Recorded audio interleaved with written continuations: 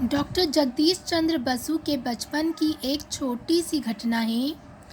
एक दिन सांझ को उनकी माता तुलसी के पौधे के आगे धूप दीप रख रही थीं कि पास खड़े जगदीश चंद्र बसु ने तुलसी का पत्ता तोड़कर मुंह में डाल लिया।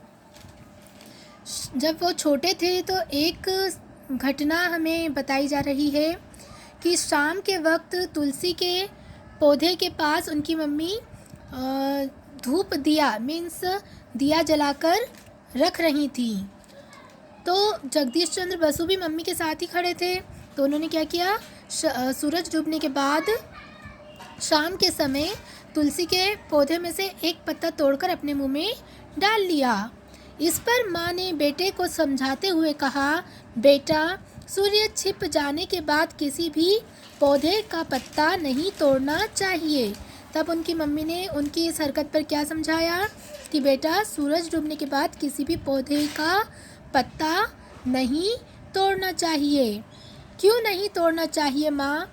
बालक जगदीश ने प्रश्न किया। फिर वो तो छोटे थे तो उन्होंने क्या पूछा कि मम्मी बताइए क्यों नहीं तोड़ना चाहिए?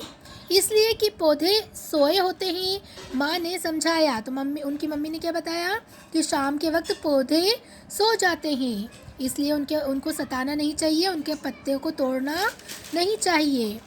माँ की बात सुनकर बेटे को बड़ा आश्चर्य हुआ। वह बोला, पौधे कोई हमारी तरह जीवधारी थोड़े ही हैं जो सोते हैं। तो उस पर जगदीश चंद्र बसु ने क्या जवाब दिया कि वो क्या हमारी तरह जीवित है, जिंदा है, हमारी तरह जिंदा तो नहीं है जो वो सोते हैं। ये भी जीवधारी हैं। अभी तू बालक है, जब बड़ा होगा और पढ़े लिखेगा तब समझ जाएगा, माँ ने समझाया।